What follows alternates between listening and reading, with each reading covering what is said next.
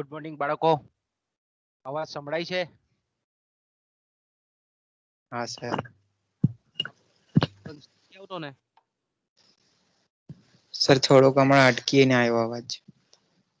હજુ પણ એવું ચાલે છે? ના, હમણાં બરાબર આવ્યો.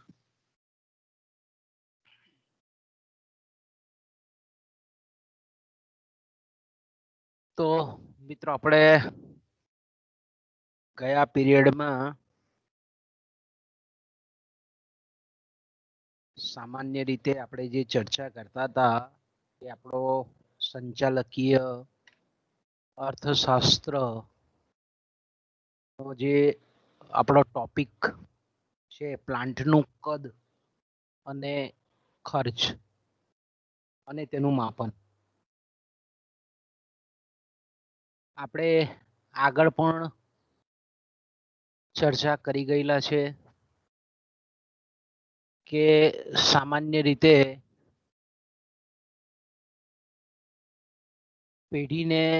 પેઢીનો જે સંચાલક છે એ સંચાલકને જે લાંબા ગાળાની ખર્ચ રેખાઓ છે, અને એમાં પણ ખાસ કરીને આપણે જાણીએ છીએ તે પ્રમાણે કે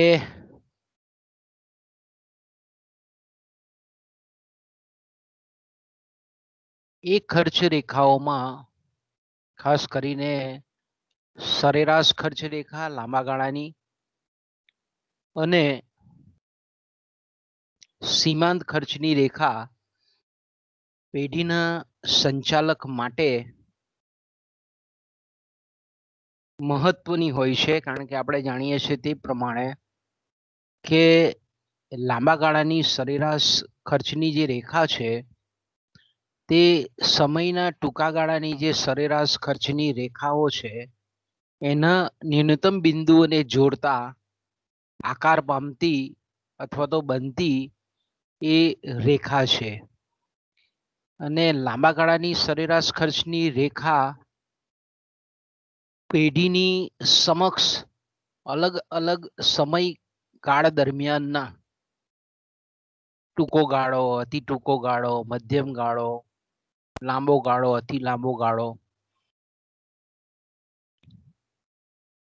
એ પ્રમાણેના જે કંઈ પણ ટૂંકા ગાળાના ખર્ચના વક્રો છે એમાંથી પેઢીની જે વાસ્તવિક માંગની પરિસ્થિતિ છે એ સમયના ટૂંકા ગાળાની જે સરેરાશ ખર્ચની રેખાઓ છે એમાંથી એવું કયું ઉત્પાદનનું કદનું બિંદુ નક્કી કરવામાં આવે કે જેથી કરીને સરેરાશ ખર્ચ એ લઘુત્તમમાં લઘુત્તમ બની શકે. અને એના માટે આપણે જાણીએ છીએ તે પ્રમાણે કે ટૂંકા ગાળાની સરેરાશ ખર્ચની રેખાઓને આપણે જોડતા જે લાંબા ગાળાની સરેરાશ ખર્ચની રેખા મળે એ લાંબા ગાળાની સરેરાશ ખર્ચની જે રેખા છે એ લાંબા ગાળાની સરેરાશ ખર્ચ રેખાનું ન્યૂનતમમાં ન્યૂનતમ જે બિંદુ છે, લઘુત્તમમાં લઘુત્તમ જે બિંદુ છે એ પેઢી માટે ઇષ્ટતમ ઉત્પાદન કે જ્યાં ઓછામાં ઓછા સરેરાશ ખર્ચે વધારેમાં વધારે આપણે એમ કહીએ ઉત્પાદન છે, એટલે બીજા અર્થમાં આપણે એમ કહી શકીએ કે લાંબા ગાળાની સરેરાશ ખર્ચની રેખાનું જે લઘુત્તમમાં લઘુત્તમ બિંદુ છે અને ત્યાં એના પર સ્પર્શતી જે ટૂંકા ગાળાની સરેરાશ ખર્ચની રેખા એટલે કે ટૂંકા ગાળાના ખર્ચનો પ્લાન્ટ જે છે એ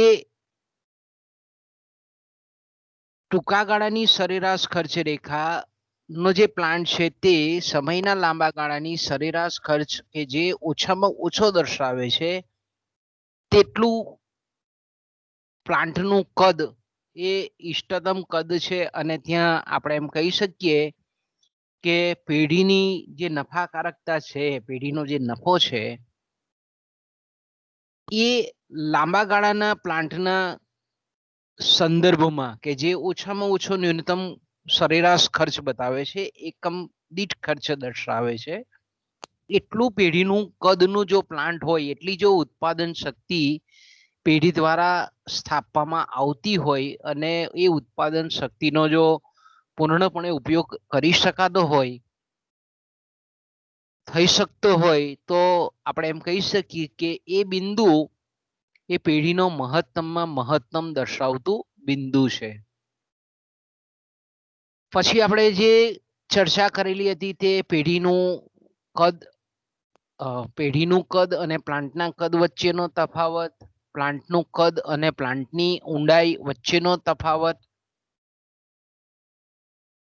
એની આપણે ચર્ચા લાસ્ટ પીરિયડોમાં કરી ગયા છે. સાથે સાથે આપણે એ પણ ચર્ચા કરેલી હતી કે પ્લાન્ટના કદ અને ખર્ચનો અભ્યાસ કયા કારણોસર કરવો જોઈએ, શા માટે કરવો જોઈએ. કારણ કે આપણે ગયા પીરિયડમાં પણ એની ચર્ચા કરી જ ગયેલા છે કે પેઢી પોતાના પ્લાન્ટનું જો કદ ફેરફાર કરે, એમાં બદલાવ જો લાવે, તો એની નફાકારકતા પણ બદલાય છે.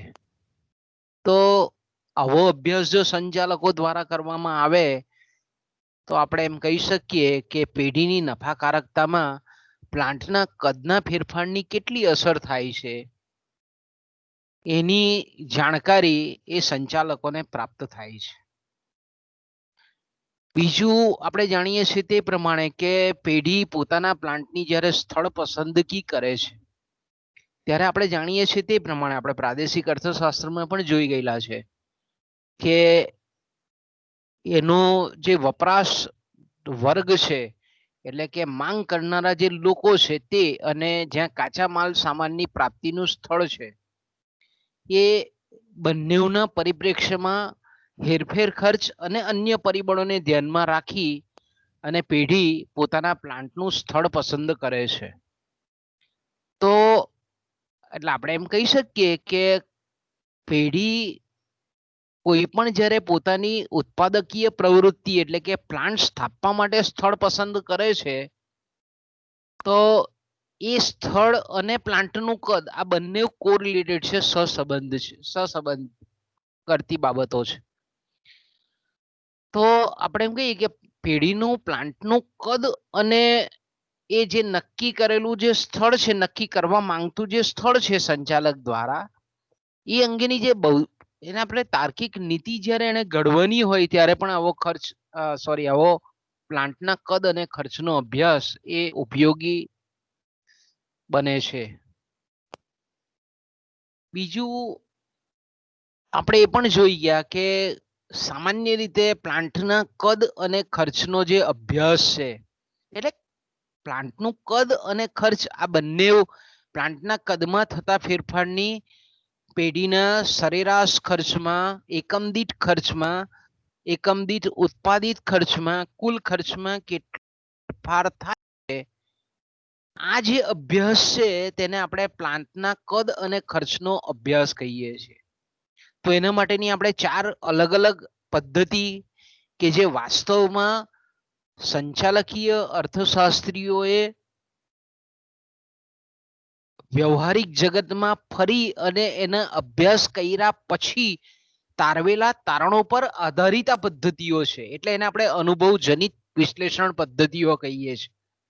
તો એમાં આપણે જોયું તે પ્રમાણે ગયા પીરિયડમાં એની પણ આપણે ચર્ચા ખાસી કરી ગયા છે કે એક ચોક્કસ સમયના ગાળા દરમિયાન, એટલે 10 વર્ષ, 15 વર્ષ, 20 વર્ષ, એક જ પેઢી હોય, માલિકી એક જ છે, એક જ વ્યક્તિની ધારો કે પેઢી છે અને એનો જ પ્લાન્ટ છે, તો સમયાંતરે જે એના પ્લાન્ટના કદનું, જેને આપણે એકમ વિકાસ કહીએ છીએ, એ એકમ વિકાસનું અથવા પ્લાન્ટના કદનો જે વિકાસ કરવામાં આવ્યો, તો તેને લીધે એ પ્લાન્ટના વિકાસની સાથે વાસ્તવિક ખર્ચમાં કેટલો ફેરફાર થયેલો છે તેનો એક રીતે અભ્યાસ કરવામાં આવે છે.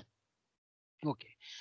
બીજો જે અનુભવજનિત અભ્યાસ માટેની જે વિશ્લેષણ પદ્ધતિ છે, એમાં આપણે જાણીએ છીએ તે પ્રમાણે કે જુદી જુદી પેઢી હોય, માલિકી પેઢી કેવી છે, જુદી જુદી હોય, અલગ અલગ પેઢીની માલિકી હોય, અને જ્યારે અલગ અલગ પેઢીની માલિકી હોય ત્યારે આપણે એમ કહીએ કે અલગ અલગ પેઢીની માલિકી હોય, અલગ અલગ કદના પ્લાન્ટ હોય, તો તેવા સંજોગોમાં આપણે એમ કહીએ કે પ્લાન્ટનું કદ અને ખર્ચ આ બે વચ્ચે કઈ રીતનો સંબંધ જોવા મળે છે એનો અહીંયા અભ્યાસ કરવામાં આવે છે.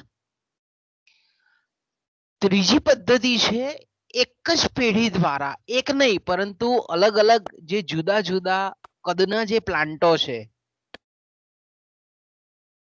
એ જુદા જુદા કદના પ્લાન્ટો અને જુદા જુદા કદની સાથે જે વાસ્તવિક ખર્ચ, કદ અને ખર્ચ કેવો રહેલો છે એનો એક રીતે અભ્યાસ કરવામાં આવે છે.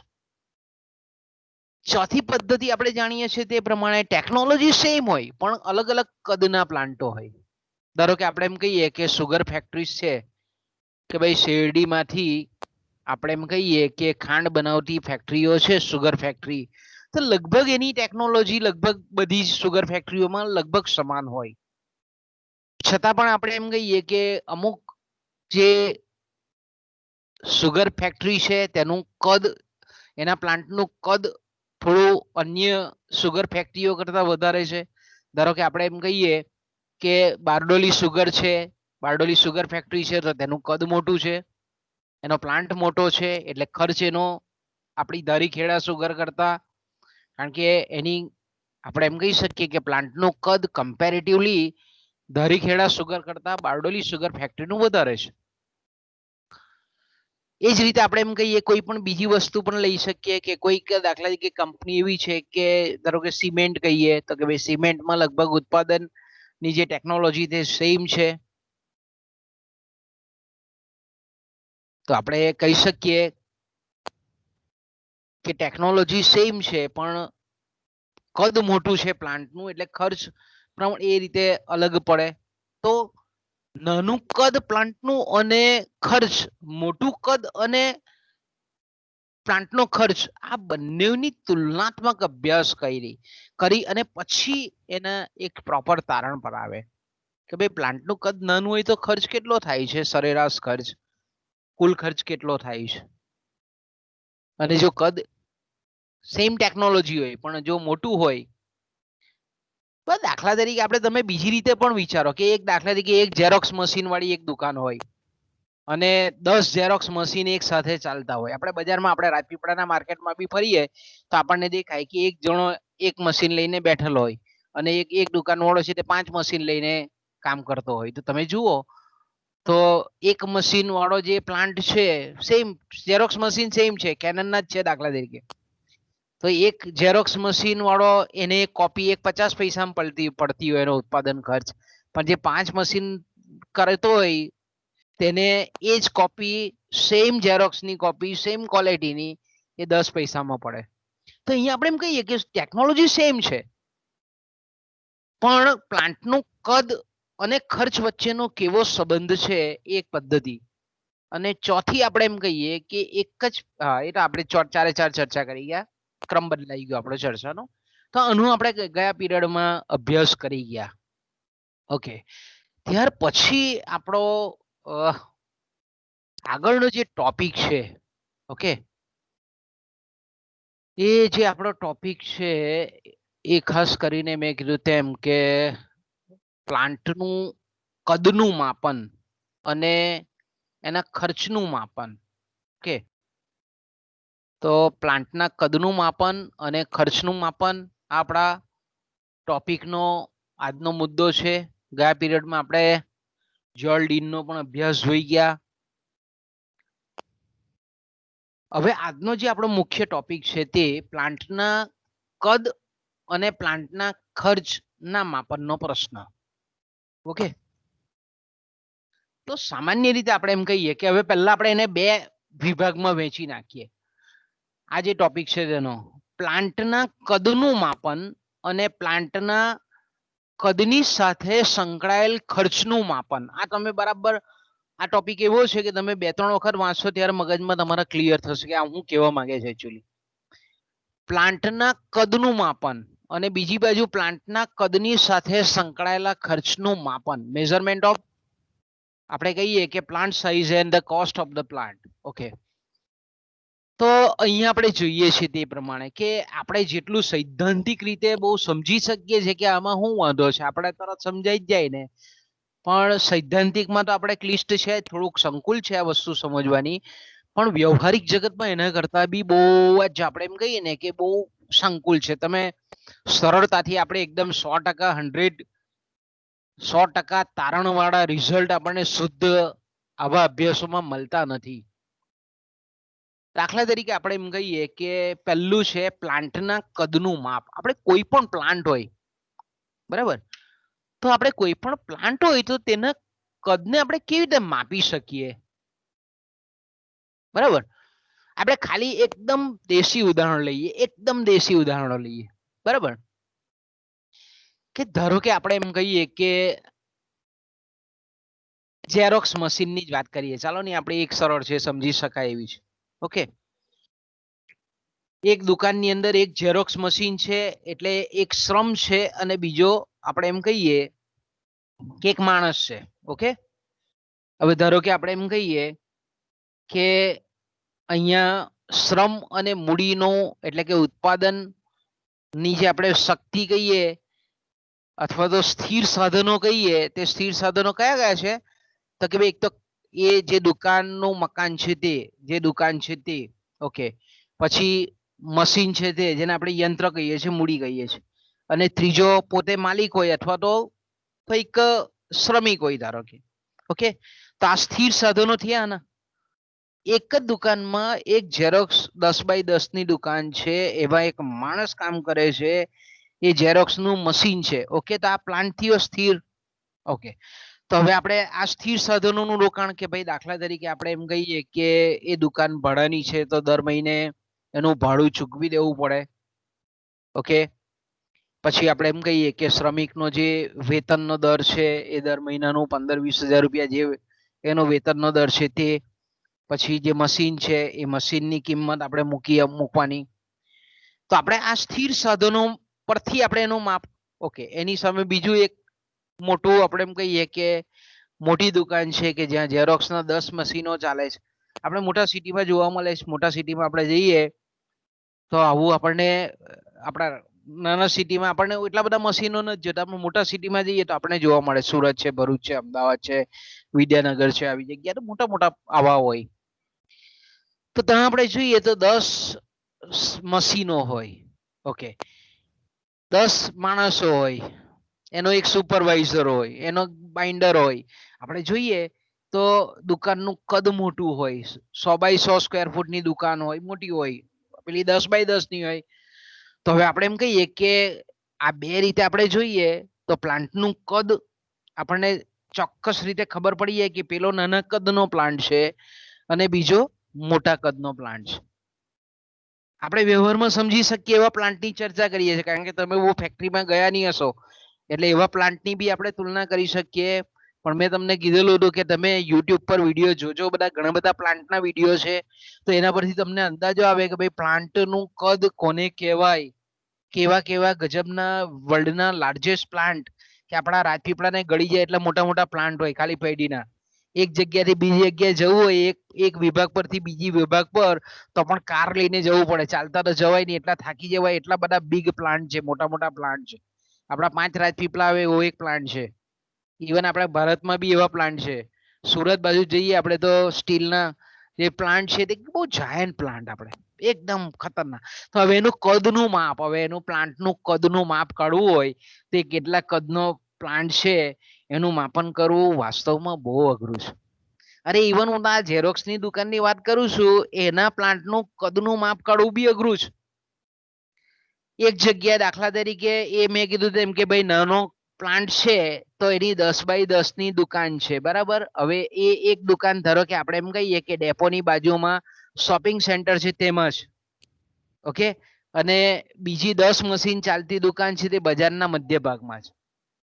હવે તો આપણે એમ કહીએ કે ધારો કે આપણે એમ કહીએ કે બજારના સેન્ટરમાં જે દુકાન છે તો તેનું ભાડું, એની કિંમત એ ઊંચી હોય. ઓકે, એક મશીન જે ચલાવનાર વ્યક્તિ છે એને ધારો કે મોદી ઝેરોક્સ કંપની છે તેનું મશીન ધારો કે વસાવ્યું, તો એને એ 50,000 માં મળતું હોય ને પેલો 10 મશીન છે તો કેનન છે કે આપણે કહીએ કે સોની છે, એપ્સન છે, આવી કંપનીના મશીનો એને નાખ્યા હોય તો મશીનની નંબર કદાચ આપણે કહીએ કે સમાન હોય છતાં પણ એ મશીનની કિંમતો અલગ અલગ હોય. તો પ્લાન્ટનું કદ કઈ રીતે માપી શકીએ આપણે એમ કહીને કે પ્લાન્ટનું કદ માપવાનો પ્રશ્ન બહુ જટિલ છે, અટપટો છે. આપણે જેટલું સમજીએ છીએ એટલું આપણને સહેલું લાગતું નથી.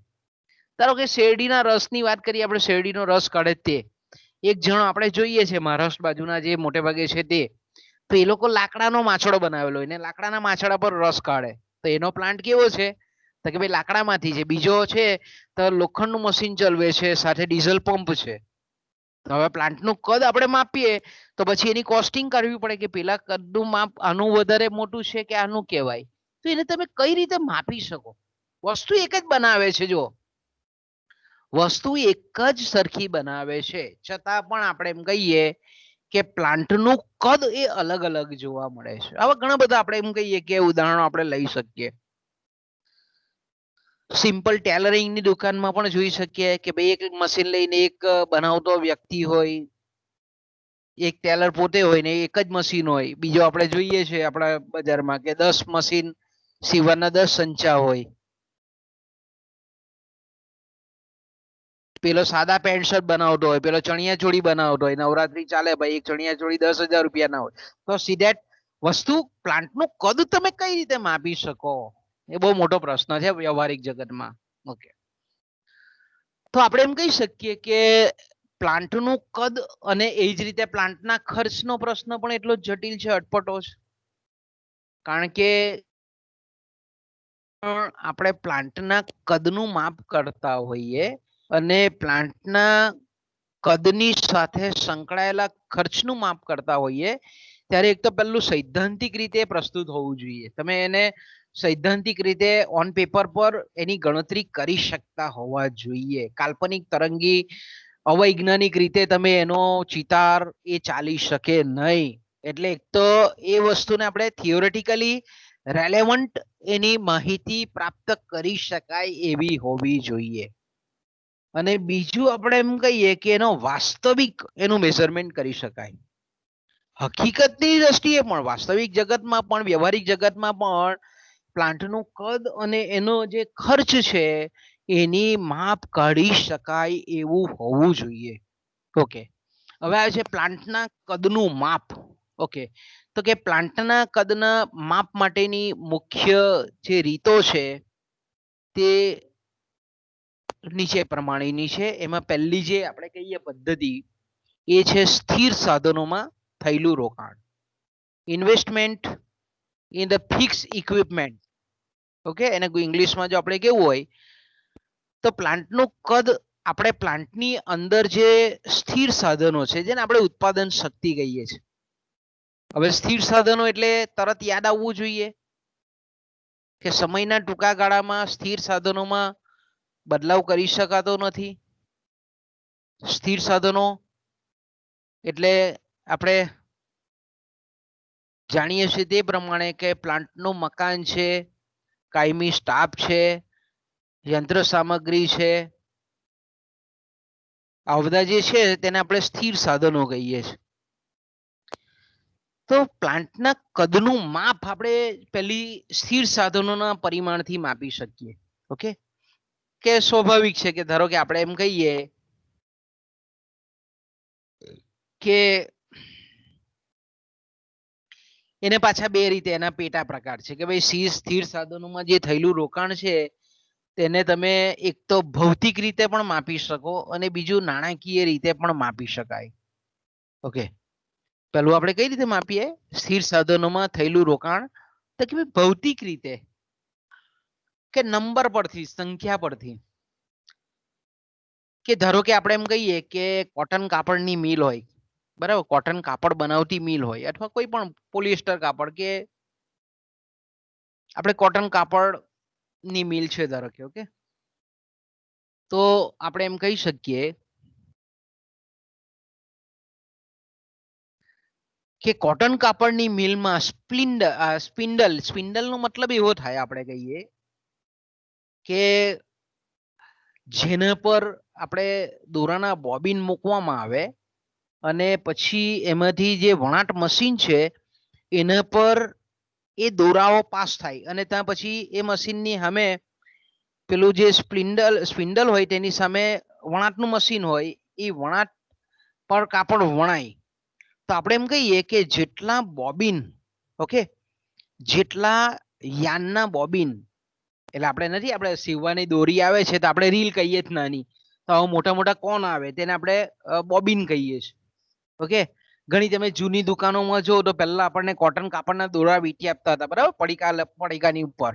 તો અહીંયા કાપડ બનાવવામાં એ ટાઈપના બોબિન આવે. તો એ બોબિનને સ્પિન્ડલની ઉપર મૂકવામાં આવે ને પછી એમાંથી દોરો પાસ થઈને સામે કાપડ વણવાનો સંચો ચાલતો હોય. પહેલા હાથથી ચાલતું હતું, એટલે માણસ પહેલા હાથથી આમ ડાબી બાજુ જમણી બાજુ એનું શટલ ફેરવે એટલે કાપડ વણાતું જાય. તો પહેલા ભૌતિક રીતે જો આપણે એનું આપણે કહીએ કે પ્લાન્ટનું કદ માપવું હોય તો જેટલી પણ સ્પિન્ડલોની સંખ્યા વધારે તેટલું સ્વાભાવિક છે કે સ્પિન્ડલોની સંખ્યા જેટલી ઓછી એટલા મીટર કાપડ ઓછું વણાય. ઓકે, ધારો કે એક કાપડની મિલ એવી છે કે એના સ્પિન્ડલોની સંખ્યા ધારો કે 1000 એકમની છે. ઓકે, અને બીજી મિલ એવી છે, રેમન્ડ છે, મફતલાલ છે, કેલિકો છે, આવી જે બધી સ્ટાન્ડર્ડ મિલો છે, દિનેશ છે, દિગ્જામ છે, આવી બધી જે મિલો છે, તો ધારો કે એમાં 1,00,000 સ્પિન્ડલો છે. ઓકે, તો 1000 સ્પિન્ડલો ધરાવનાર જે પેઢી છે એનો જે પ્લાન્ટ છે એનું કદ નાનું છે. જ્યારે 1,00,000 સ્પિન્ડલો ધરાવનાર જે પેઢી છે તેના પ્લાન્ટનું કદ મોટું છે એમ આપણે કહી શકીએ. દાખલા તરીકે આપણે એમ કહીએ કે આ ટેલરિંગની દુકાનનું પણ આપણે લઈ શકીએ કે ભાઈ એક ટેલરિંગની દુકાન એવી છે કે જેમાં એક પોતે દરજી છે અને એક મશીન છે. ઓકે, અને બીજી ટેલરિંગની દુકાન એવી છે કે જેમાં 10 કારીગરો છે ને 10 મશીન છે.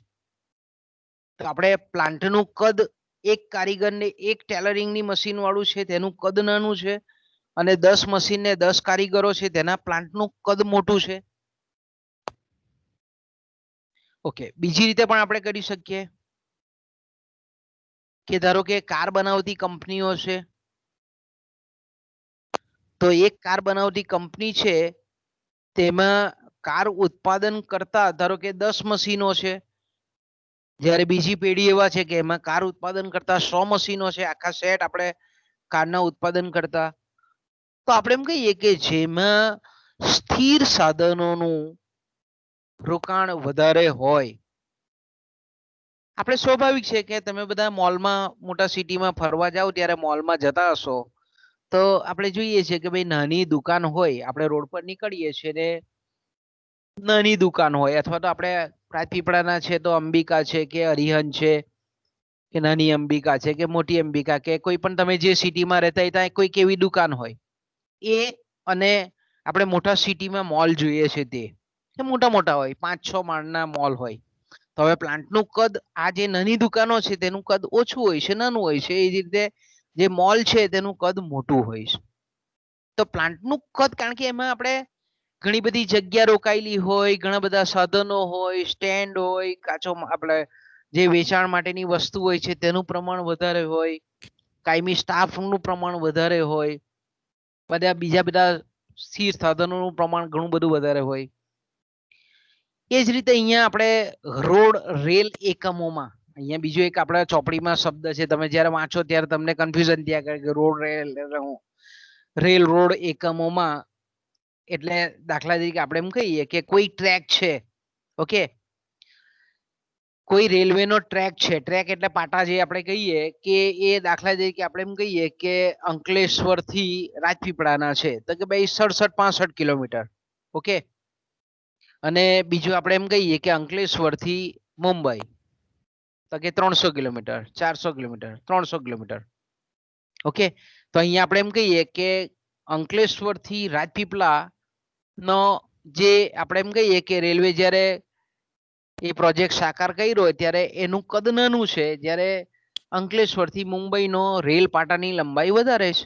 તો એના લંબાઈ દ્વારા આપણે એનું માપ કરી શકીએ. ઓકે, પછી આવે છે કુલ વેગનો. શબ્દ છે વેગન. વેગન એટલે આપણે જાણીએ છીએ તે પ્રમાણે કે આપણી જે રેલવે છે એના સામાન્ય રીતે બે પ્રકાર પડે. એક મુસાફર ટ્રેન હોય અને બીજી માલગાડી હોય.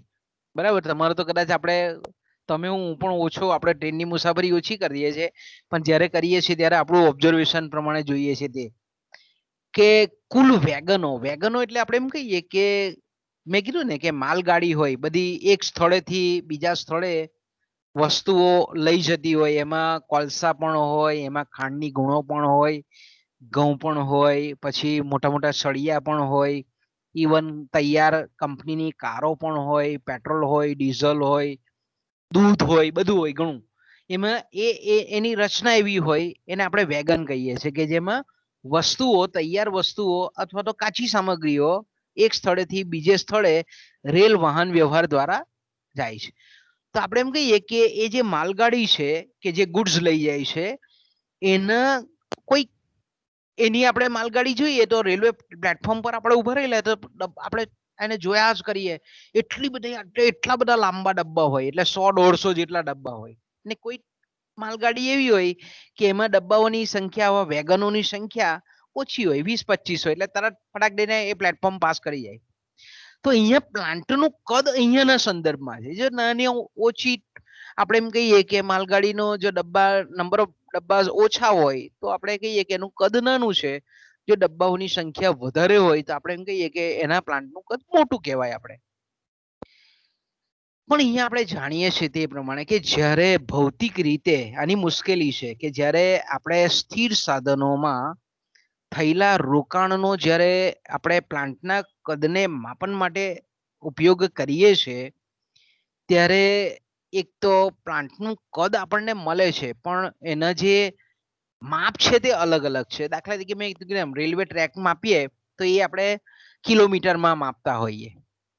પછી આપણે કોટન કાપડની મિલમાં સ્પિન્ડરોની સંખ્યા પર હોય. ઓકે, સ્પ્લિન્ડરોની સંખ્યા પર હોય. કોઈ જગ્યાએ આપણે એમ કહીએ કે શ્રમિકોની સંખ્યા પર હોય.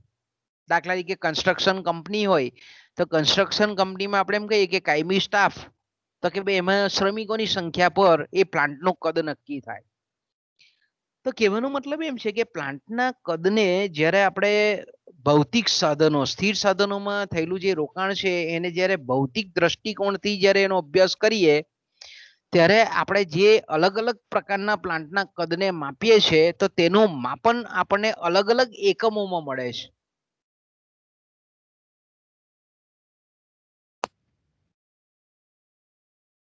કે દાખલા તરીકે આપણે એમ કહીએ કે આ આપણું દાખલા તરીકે અહીંયા શીત કેન્દ્ર છે, બરાબર. અહીંયા આપણે કરજણ જેવો પુલ પૂરો થાય ને આપણે દૂધ શીત કેન્દ્ર છે આપણું ભરૂચ ડેરીનું, ભરૂચ કોઓપરેટિવ બેંક. તો હવે એનું આપણે એમ કહીએ કે પ્લાન્ટનું કદ કે બે એમાં ધારો કે 10,000 લીટર દૂધ રાખવાની કેપેસિટી છે. તો અહીંયા જો માપન, મારે કહેવાનો મતલબ એમ છે કે આપણે સ્થિર સાધનોમાં માપ કાઢીએ છીએ ત્યારે તો અહીંયા માપ આપણને લીટરમાં મળે છે. એ જ રીતે આણંદ અમૂલની વાત કરીએ આપણે તો કે ભાઈ એનું જે કેપેસિટી છે પ્લાન્ટ બહુ મોટો છે, જાયન્ટ છે, જાયજેન્ટિક છે, એશિયાનો મોટામાં મોટો પ્લાન્ટ છે. પણ આપણે જ્યારે કદનું માપીએ છીએ તો એક આપણને કેપેસિટી એનું માપન એ લીટરમાં મળે છે, બીજામાં આપણે જોઈએ છે તો મશીનોની સંખ્યા પ્રમાણે મળે છે, ત્રીજામાં આપણે કહીએ તો શ્રમની સંખ્યા પ્રમાણે મળે છે. તો અહીંયા આપણે કહીએ કે અલગ અલગ માપ આપણને દેખાય છે. ઓકે, બીજી પદ્ધતિ છે પ્લાન્ટના કદને માપવાની નાણાકીય રીત. કે હવે આપણે અહીંયા પ્રશ્ન નીકળી જાય છે, જે ભૌતિક રીતે માપન આપણે પ્લાન્ટનું કરીએ છીએ એમાં જે મુશ્કેલી છે તેનું નિરાકરણ અહીંયા થઈ જાય છે કે ભાઈ જેટલા પણ સ્થિર સાધનો છે એ સ્થિર સાધનોની જે કિંમત છે એને આપણે ગુણીએ એટલે પ્લાન્ટની અંદરના જે સ્થિર સાધનો છે, કુલ મિલકતો છે, કુલ અસ્કયામતો છે તેનું નાણાકીય મૂલ્ય મળી જાય. મેં કીધું તેમ કે ભાઈ એક પ્લાન્ટ ધારો કે 10 મશીનો વાળે છે તો 10 મશીનોની કિંમત, તો 10 મશીનોની જે કિંમત છે એને ગુણવામાં આવે તો આપણે જોઈ શકીએ છીએ કે સીધું 10 મશીન અને એની કિંમત બરાબર એ પ્લાન્ટનું નાણાકીય મૂલ્ય માપ મળી જાય. જેટલી પણ એ પ્લાન્ટનું મકાન હોય ગમે તે તમે એની કિંમતનું મૂલ્યાંકન કરી શકો. એનું મૂલ્યાંકન આપણે કરી અને પછી એમાં નાણાકીય કેટલું રોકાણ થયેલું છે, મૂડી રોકાણ કેટલું નાણાકીય સંદર્ભમાં થયેલું છે, એ પ્રમાણે તમે પ્લાન્ટનું કદ નક્કી કરી શકો.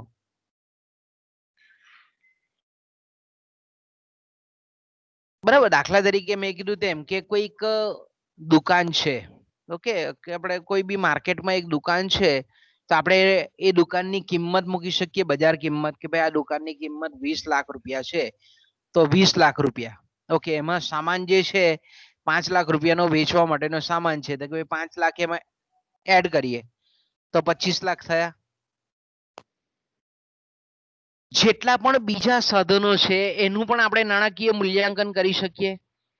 તો આપણે એમ કહીએ કે ધારો કે કોઈક પ્લાન્ટ જે છે તેનું ટોટલ મૂડીરોકાણ ધારો કે 25 લાખ રૂપિયા છે અને બીજું જે પ્લાન્ટ છે એનું મૂડીરોકાણ 25 કરોડ રૂપિયા છે.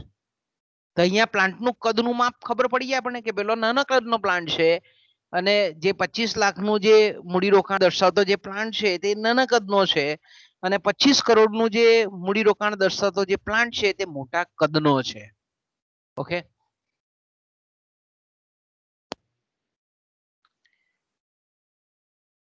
તો આપણે એમ કહીએ કે નાણાકીય મૂલ્યના આધારે તો આપણને ઘણી વખત અહીંયા કેવું કન્ફ્યુઝન ઊભું થાય ખબર, કે ધારો કે એક બહુ મોટી કાપડની મિલ છે. ઓકે, કાપડની મિલ છે તો એ આપણે બાહ્ય દ્રષ્ટિએ જોઈએ, ભૌતિક રીતે જોઈએ તો આપણને બહુ અંદર બહુ મોટું મૂડીરોકાણ થયેલું લાગે કે ભાઈ આ તો હજારો લાખો કરોડો રૂપિયાનું મૂડીરોકાણ હશે. ઓકે, મોટો પ્લાન્ટ બહારથી આપણે જોઈએ, ધારો કે આમલેથા પાસેનો GSL છે, કે ધારો કે આપણે એમ કહીએ કે ઉમરલાનો તો ઘણો મોટો પ્લાન્ટ છે, પણ આપણે આ બાજુ ડેડિયા બાજુ ગામ વચ્ચે આવે છે તો ત્યાં એક પ્લાન્ટ આપણે ફેક્ટરી જોઈએ તો આપણને એમ લાગે કે બહુ મોટું રોકાણ છે. ઓકે, ભૌતિક રીતે આપણને એવું લાગે બહારથી જોતા કે ખરેખર અહીંયા મૂડી રોકાણ બહુ વધારે છે. ઓકે, એની સામે આપણે બીજી વાત કરી કે ધારો કે એક 20 બાય 20 એટલે 400 સ્ક્વેર ફૂટમાં 400 સ્ક્વેર ફૂટ, હા યાદ રાખજો, પેલું મીટરોના મીટરોમાં હોય એટલો મોટો પ્લાન્ટ હોય બાહ્ય રીતે આપણે જોઈએ તો. બીજો પ્લાન્ટ એવો છે કે જે 20 બાય 20 ને એરિયામાં, એટલે આપણો ધારો કે કોલેજનો 8 નંબર કે 9 નંબરનો રૂમ છે એટલો મોટો, એટલી પ્લાન્ટ આપણે જે જોયો બાહ્ય રીતે તે આપણી આખી કોલેજ 7 એકર જગ્યા એ કોલેજની છે તેટલો મોટો પ્લાન્ટ છે ધારો કે. તો હવે આપણને એમ લાગે કે આટલો મોટો પ્લાન્ટ છે આખા કોલેજના બિલ્ડિંગ જેટલો, તો તેમાં નાણાકીય મૂલ્યાંકનની દ્રષ્ટિએ જોઈએ તો એમાં ખરેખર વધારે પ્લાન્ટનું કદ મોટું લાગે, પણ ના, એવું નથી. ઘણી વખત આપણને જે એકમ નાનું લાગે, ભૌતિક રીતે નાનું લાગે, પણ નાણાકીય રીતે બહુ મોટું જબરજસ્ત મૂડીરોકાણ. જો બરાબર શબ્દ સમજજો, ભૌતિક રીતે આપણને બાહ્ય દ્રષ્ટિએ એવું લાગે કે પ્લાન્ટનું કદ મોટું છે, પણ નાણાકીય દ્રષ્ટિએ આપણને જોઈએ કે જે નાનો દેખાતો પ્લાન્ટ છે તેનું નાણાકીય રીતે જો પ્લાન્ટના કદનું માપ કાઢીએ તો એ નાનો દેખાતો પ્લાન્ટનું કદ મોટું લાગે. મેં કીધું તેમ કે આપણે આવી કોઈ કાપડની ફેક્ટરી છે આખા કોલેજ 7 એકર જેટલી જગ્યામાં એ પ્લાન્ટ છે તો આપણને એમ લાગે કે ભાઈ અહીંયા ધારો કે 10 કરોડ રૂપિયાનું મૂડીરોકાણ થઈને આ પ્લાન્ટ જે ચાલે છે તે મોટા કદનો છે. પણ મેં કીધું તેમ કે બીજો પ્લાન્ટ આપણે તુલનાત્મક રીતે એવો વિચારીએ કે જે એક રૂમમાં કોલેજના એક 8 નંબર અને 9 નંબરનો જે રૂમ છે એટલો જ એની લંબાઈ પહોળાઈ છે. પણ અહીંયા મારો જે આપણે પ્રશ્ન જે સમજવાનો છે તે કે ધારો કે એ એટલી જગ્યામાં હીરા બનાવતી ફેક્ટરી છે, ડાયમંડ, બરાબર, જે સાચા હીરા જેને આપણે કહીએ ને રિયલ ડાયમંડ, કે એ હીરા સાચા હીરા બનાવતી ફેક્ટરી છે. તો હવે માનો કે એટલી જ જગ્યા છે 20 બાય 20 ની, પણ એમાં જે હીરા છે એનું મૂલ્ય કરોડો રૂપિયા છે. એમાં જે તૈયાર થાય છે એનું મૂલ્ય છે કરોડો રૂપિયા. કે ભાઈ એનું ટર્નઓવર છે એટલી ફેક્ટરીઓનું, ને રિયલમાં આપણને જોવા મળે કે આટલા આટલા કારખાના હોય તો એનું અબજો રૂપિયાનું ટર્નઓવર હોય. પેલો બાહ્ય રીતે આપણને એમ લાગે કે કેટલી મોટી કાપડની ફેક્ટરી છે, 10 કરોડ રૂપિયાનું આપણે એમ કહીએ કે એમાં મૂડી રોકાણ છે, સ્થિર સાધનો પાછળનું રોકાણ છે. પણ આ નાના રૂમમાં ચાલતી ફેક્ટરી, એમાં એનું જે મૂડી રોકાણ છે, નાણાકીય મૂડી રોકાણ, એ અબજો રૂપિયામાં હોય. 50 કરોડ, 100 કરોડ, આપણે એમ કહીએ કે એટલી બધી મૂલ્યાંકન વધારે હોય.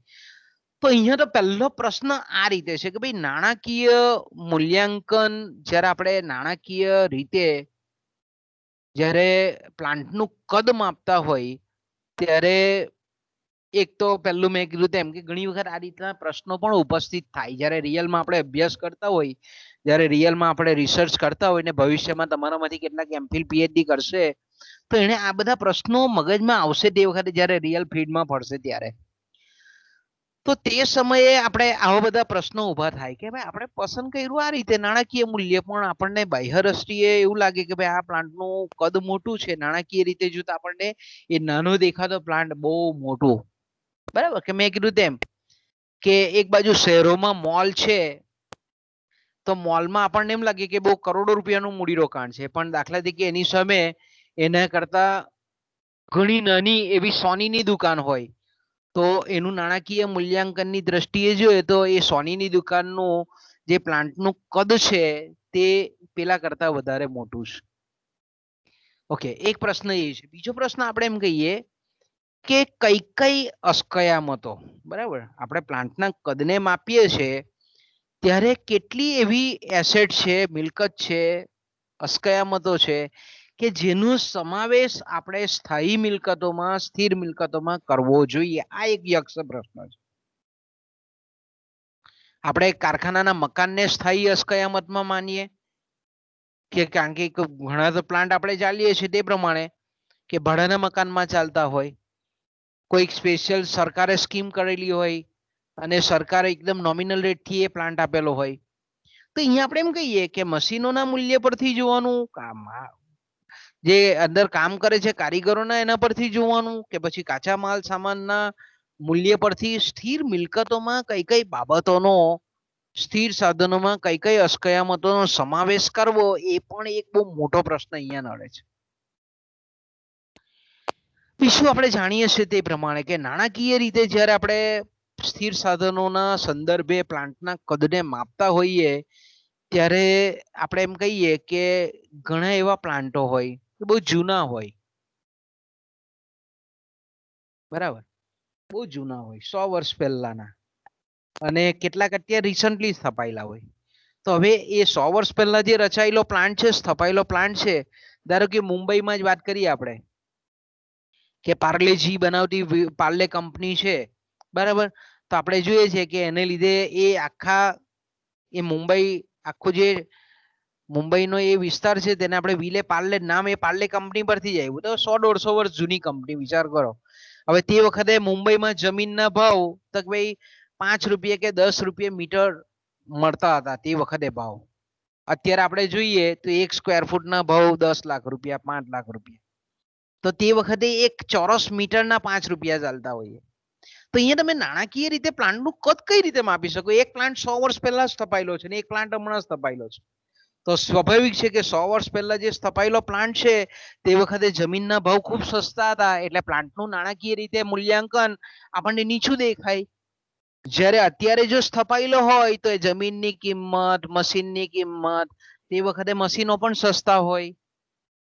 તો આપણે એમ કહીએ કે એનું મૂલ્યાંકન આપણે કઈ રીતે કરવું? નાણાકીય રીતે જો પ્લાન્ટના કદને માપવા જઈએ તો આપણે એક બહુ મોટો પ્રશ્ન ઉપસ્થિત થાય. બીજું આપણે એમ કહીએ કે દરેક પ્લાન્ટનું આયુષ્ય જુદું જુદું હોય. અમુક પ્લાન્ટ છે તે અમુક વર્ષ પછી આપણે એમ કહીએ કે એને મશીનોનું પુનઃ સ્થાપના કરવી પડે અથવા તો એ નકામો થઈ જાય. તો તેવા સંજોગોમાં આપણે એમ કહીએ કે અલગ અલગ આયુષ્ય ધરાવતા જે પ્લાન્ટો છે તો તેનું આપણે સંચાલકીય અર્થશાસ્ત્રમાં મૂળભૂત ખ્યાલોમાં આપણે મૂડીનું વર્તમાન મૂલ્ય શોધવાનું સૂત્ર બીજા ચેપ્ટરમાં જોઈ ગયા. એ મૂડીનું વર્તમાન મૂલ્ય, ભવિષ્યમાં આયુષ્ય જુદું જુદું છે, તો એ વર્તમાન મૂલ્ય આપણે અલગ અલગ વર્ષના અંતે જેનું આયુષ્ય પૂર્ણ થાય એવા પ્લાન્ટોનું વર્તમાન મૂલ્ય નક્કી કરવાનું કાર્ય કરવું પડે, પણ એ કપરું છે, જટિલ છે. તો આપણે એમ કહી શકીએ કે પ્લાન્ટના કદના માપન માટે આ જે સ્થિર સાધનોનું જે આપણે એમ કહીએ કે માપન છે તે બહુ સેટિસ્ફેક્ટરી નથી, સંતોષકારક આ માપદંડ નથી. ઓકે, એટલે આપણે એમ કહી શકીએ કે પ્લાન્ટનું કદને માપવા માટે બીજો એક માપદંડનો ઉપયોગ કરવામાં આવે છે, એને આપણે કહીએ છીએ પ્લાન્ટની ઉત્પાદન શક્તિ. ઓકે, બીજો જે આપણે ઉપયોગ કરીએ છીએ તેને શું કરીએ છીએ? એને પ્લાન્ટની ઉત્પાદન શક્તિ કહીએ છીએ. ઓકે, તો કે પ્લાન્ટની ઉત્પાદન શક્તિ એટલે હું પાછો પ્રશ્ન ઉભો થાય ને કે પ્લાન્ટની ઉત્પાદન છે, what is the meaning of the productivity of the plant? પ્લાન્ટની ઉત્પાદન શક્તિ કોને કહેવાય? તો આપણે જાણીએ છીએ તે પ્રમાણે કે પ્લાન્ટની ઉત્પાદન શક્તિ એટલે પ્લાન્ટનું જ્યારે આપણે કદનું માપન કરતા હોઈએ ત્યારે પ્લાન્ટની ઉત્પાદન શક્તિને પાછી બે રીતે આપણે માપી શકીએ. પહેલું આપણે જાણીએ છીએ તે પ્રમાણે કે એક તો ભૌતિક પરિપ્રેક્ષ્યમાં પ્લાન્ટની ઉત્પાદન શક્તિને માપી શકીએ, અને બીજું આપણે એમ કહીએ કે આર્થિક ઉત્પાદન શક્તિના આધારે તેનું માપ કાઢવામાં આવે. જો હવે શબ્દ બરાબર સમજજો. પ્લાન્ટની ઉત્પાદન શક્તિ તો ભૌતિક, ભૌતિક એટલે હું કે દાખલા તરીકે આપણે એમ કહીએ કે બે કાપડની મિલો છે, તો એક કાપડની મિલ છે તે દરરોજ એનું દૈનિક ઉત્પાદન ધારો કે 100 મીટર કાપડ છે, અને બીજી જ કાપડની મિલ છે તેનું 1000 મીટર કાપડનું ઉત્પાદન છે. ઓકે, તો આપણે એમ કહી શકીએ કે 1000 મીટર કાપડનું ઉત્પાદન કરતા જે પ્લાન્ટ છે એની ઉત્પાદન શક્તિ વધારે છે, એટલે 100 મીટર કાપડનું ઉત્પાદન કરતી જે પ્લાન્ટ છે એના કરતા એનું કદ ઘણું મોટું છે. એ જ રીતે આપણે દાખલા તરીકે લોટ દળવાની ઘંટી એક દરરોજ 100 કિલો લોટ દળી શકે છે, અને બીજી લોટ દળવાની ઘંટી છે તે 500 કિલો લોટ દળી શકે છે. તો અહીંયા ભૌતિક સંદર્ભમાં આપણે અહીંયા પ્લાન્ટનું કદ માપીએ છીએ. તો જે પ્લાન્ટ આપણે એમ કહીએ કે વધારે ઉત્પાદકતા વાળો હોય, એટલે કે વધારે એકમોનું ભૌતિક સ્વરૂપમાં ઉત્પાદન કરતો હોય, તો તેને આપણે પ્લાન્ટનું મોટું કદ કહીએ. એ જ રીતે આપણે એમ કહીએ કે આર્થિક, કે અહીંયા પ્લાન્ટના કદને નાણાકીય પરિપ્રેક્ષ્યમાં ઇકોનોમિક એસ્પેક્ટથી જોવામાં આવે કે પ્લાન્ટ ભલે નાના કદનો હોય પણ એ જે વસ્તુનું ઉત્પાદન કરે છે એનું આર્થિક મૂલ્યાંકન જો ઊંચું હોય, વધારે હોય, એનું નાણાકીય મૂલ્ય વધારે હોય તો એને મોટા કદનો પ્લાન્ટ કહેવાય. બરાબર, દાખલા તરીકે બે ફેક્ટરી છે, એક સાચા ઘરેણા બનાવે છે ને એક ખોટા ઘરેણા બનાવે છે. આપણે બજારમાં જઈએ છીએ, બરાબર, બંને આપણને જે સાચા સોનાનો હાર જોવા મળે છે એવો ડુપ્લિકેટ પણ આપણને મળે, જેને આપણે બગસરાનો પ્લાન્ટ, બગસરાનો કહીએ છીએ. બરાબર, કાઠિયાવાડનું બગસરા છે તેના માટે જાણીતી છે કે ભાઈ ત્યાં ઘણી બધી એવી ફેક્ટરીઓ છે કે જે આવી બંગડીઓ બનાવે, પછી ચેન બનાવે, પછી આપણે કહીએ કે સોનાના સેટ બનાવે, જે આપણને રિયલ જોવા મળે છે તેવા જ સેમ હોય. તો અહીંયા આપણે એમ કહીએ કે બંને 100 સેટનું ઉત્પાદન કરે છે. સાચું બનાવનાર એકમ છે તે અને ખોટું બનાવનાર એકમ છે તે. તો હવે સ્વાભાવિક છે કે ઉત્પાદન શક્તિના આધારે જોઈએ તો સાચું જે આપણે કહીએ કે ઘરેણાનો સેટ બનાવતા હોય તો તેની ઉત્પાદન શક્તિ પેલા ઇમિટેશન કરતા, નકલી સેટ કરતા મોટી હોય, આપણે એમ કહી શકીએ. તો એને આપણે આર્થિક ઉત્પાદન શક્તિને આપણે આર્થિક દ્રષ્ટિકોણથી કહીએ છીએ, એને આર્થિક દ્રષ્ટિકોણથી આપણે કહીએ. આપણે જોઈએ છે કે ભાઈ ધારો કે બૂટ બનાવતી કંપનીઓ છે, બરાબર છે, બૂટ આપણે જે સામાન્ય રીતે સ્પોર્ટ્સ શૂઝ કહીએ છીએ તે, તો આપણે આગ્રા દિલ્હી બાજુ જઈએ, નોઈડા બાજુ, તો આપણે ઘણી બધી આવી બૂટ બનાવટી કંપનીઓ હોય. એવી રીતે બહારના માર્કેટમાં પણ ઘણી બધી બૂટો છે કે જે આપણા ભારતના માર્કેટમાં વેચાય છે. તો આપણે એમ કહીએ કે એડિડાસ છે, પુમા છે કે નાઇકી છે, આવા બધા જે બૂટ છે તો તેની કિંમત જ એક બૂટની 4000 રૂપિયા હોય એક જોડીની, અને આપણા ઇન્ડિયન માર્કેટના લોકલ બનાવે તેની 500 રૂપિયા હોય. નંબર ઓફ બૂટ ભલે ઉત્પાદન સરખા થતા હોય, પણ આર્થિક દ્રષ્ટિકોણથી આપણે જોઈએ તો આ બધી હું જે આગળ કંપનીઓ બોલી ગયો તેનું આર્થિક ઉત્પાદન શક્તિના આધારે કદનું માપ મોટું હોય. તો હવે આપણે એમ કહીએ કે ભાઈ આપણ ઘણી વખત આપણે એમ કહીએ છીએ કે આપણે અહીંયા જનરલી એવું કહીએ છીએ કે ભૌતિક અને આર્થિક ઉત્પાદન શક્તિ જેમ વધારે તેમ પ્લાન્ટનું કદ મોટું, એમ આપણે કહીએ છીએ. પણ આ પણ એક સંતોષકારક માપદંડ નથી. મેં કીધું તેમ કે દરેક પ્લાન્ટના એકમો, ઉત્પાદિત થયેલા એકમો ભૌતિક રીતે અને નાણાકીય રીતે એક સરખા આપણને જોવા મળતા નથી. મેં કીધું ને કે ભાઈ એડિડાસ છે કે પછી પુમા છે કે પછી નાઇકી છે, એના શૂઝ 4000 રૂપિયાના આવે, એની ક્વોલિટી ગુણવત્તા જુદી હોય. ભલે એને બૂટ જ કહેવાતા હોય પણ એની ક્વોલિટી જુદી હોય. સામાન્ય જે પ્લાન્ટ વાળા બનાવતા હોય તો એકમો અલગ અલગ છે, એની ગુણવત્તા અલગ છે, એની કિંમત અલગ છે. તો અહીંયા આપણે એમ કહીએ કે એકમોમાં દરેક પ્લાન્ટ દ્વારા ઉત્પાદિત થતા જે ભૌતિક એકમો છે એ આપણને ભાગ્યે જ એક સરખા જોવા મળે છે. એ એકમોમાં બધી જ રીતની રંગ, રૂપ, કદ, કિંમત બધી જ રીતનો આપણને ભેદ જોવા મળે છે. બીજું આપણે જાણીએ છીએ તે પ્રમાણે કે ઘણી વખત જે પ્લાન્ટ છે એની અંદર જે મશીનો છે એ આપણને એક જ સરખા દેખાય, એક જ સરખા છે માની લઈએ આપણે. ઓકે, એક જ સરખા છે પ્લાન્ટ. કોઈ બી કલ્પના તમે કરી શકો કે ભાઈ એક પેઢી એવી છે કે જેના એક પ્લાન્ટમાં 10 મશીનો છે અને બીજી પેઢી પણ એવી છે કે એના પ્લાન્ટમાં પણ 10 જ મશીનો છે. મશીનો બંને સરખા છે, ધારો બધી જ કંપની પણ સેમ છે, એની ખરીદી પણ એક જ તારીખે થયેલી છે, એની ગોઠવણી પણ મશીનોની એક સમાન ધારો કે આપણે છે, છતાં પણ આપણે એમ કહીએ કે એક પ્લાન્ટ એવો છે કે એમાં જે 10 કારીગરો કામ કરે છે તે આળસુ છે, અને બીજા પ્લાન્ટ એવો છે કે જેમાં 10 મશીનો છે, 10 કારીગરો બહુ ઉત્પાદક છે, કાર્યક્ષમ છે, એકદમ તાકાતવાળા છે. તો અહીંયા મશીનો ભલે પ્લાન્ટનું કદ આપણને હરખી રીતે દેખાય, પણ અહીંયા શ્રમિકની ઉત્પાદકતા એક પ્લાન્ટમાં ઓછી છે, બીજામાં વધારે છે. તો અહીંયા ઉત્પાદન શક્તિમાં ફેર છે. આપણે જોઈએ કે ભાઈ ઉત્પાદન શક્તિ આપણે એમ કહીએ કે મશીનો એક સરખા હોવા છતાં પણ અન્ય પરિબળોને લીધે ઉત્પાદન શક્તિમાં ફેર હોય. ઘણી વખત આપણે એમ કહીએ કે મશીનો સેમ હોય પણ અમુક કારખાનામાં ગોઠવણી બહુ ફાઇન હોય, એટલે ઉત્પાદન ના જે અલગ અલગ તબક્કાઓમાંથી જે વસ્તુ પસાર થાય તેમાં ઓછો સમય બગડે, એટલે આપણે એમ કહીએ કે ઉત્પાદકતા વધે. બીજું આપણે જાણીએ છીએ કે ભાઈ અર્થશાસ્ત્રમાં ઉત્પાદન શક્તિ અંગે કોઈ ચોક્કસ એને આપણે કહીએ કે સિદ્ધાંત નથી.